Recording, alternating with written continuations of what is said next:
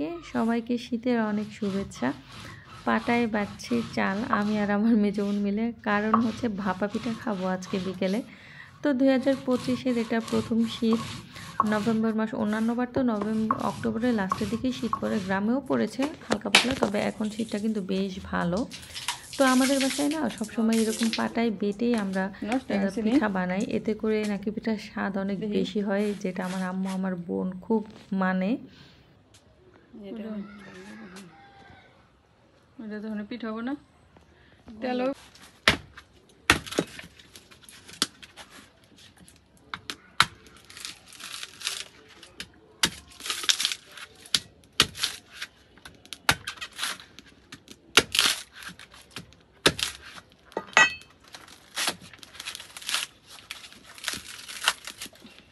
তো আমাদের গাছে নারকেল হয়েছিল বেশ অনেকগুলো, আরও 2 মাস আগে। তো ওইটা থেকে আরও 2টা নারকেল ছিল, তো আম্মু বললো যে পিঠা বানাই ফেলতে।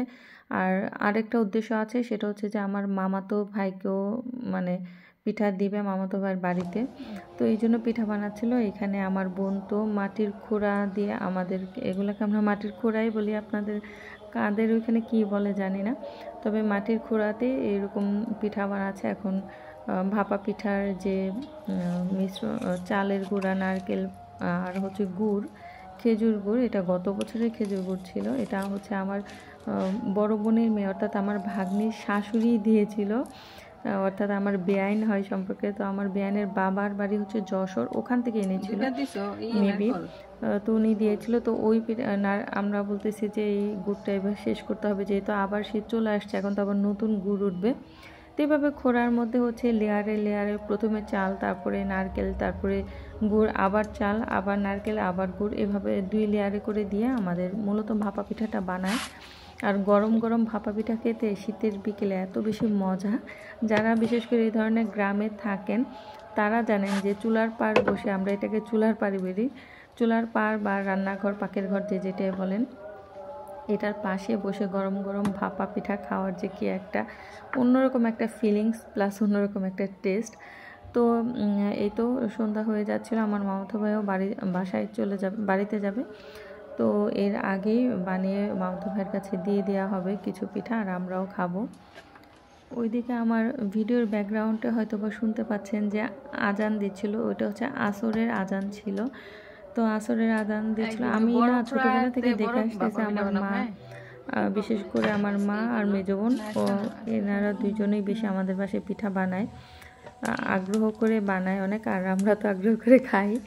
তো যাই হোক, তো হচ্ছে ওরা সবসময় এরকম দুপুরে খাওয়া দাওয়ার পর বিকাল টাইমেই বানাতে আসে। তো এটা দেখেই আমি অভ্যস্ত ছোটোবেলা থেকে, বিকাল থেকে রাত পর্যন্ত। তো আগে আব্বু থাকতে আরও অনেক বেশি পিঠা বানানো হতো আমাদের বাসায়। তো এখন তো তার তুলনায় মনে হয় 10 ভাগের থেকে 1 ভাগ হয় এরকম আর কি, বাড়ির কর্তা না থাকলে যেরকম হয়। তো এটাই আমার কাছে তো অনেক বেশি ভালো লাগে। আর রাতের বেলা এই সন্ধ্যা থেকে রাত পর্যন্ত শীতের সময় মনে হয় একটা উৎসব উৎসব ভাব হয়, আর বাসায় যখন আমরা সবাই মিলে থাকি অনেক বেশি ভালো লাগে।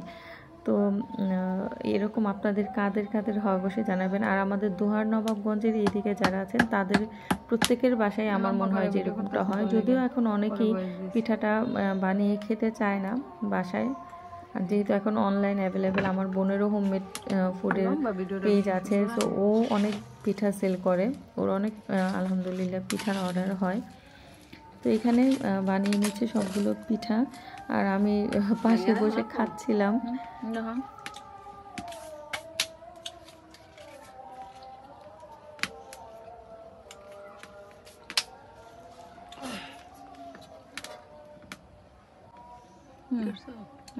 ক্যামেরা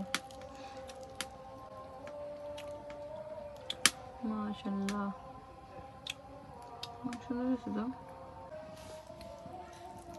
তো শীতের সকালের শীতের দিনের এইবার 2025-এর শীতের প্রথম ভাপা পিঠা বানানো হচ্ছে আমাদের বাসায়। আমাদের নিজেদের গাছের নারকেল, গুড়টা যদি আমাদের নিজেদের গাছের খেজুরের গুড় না, কেনা।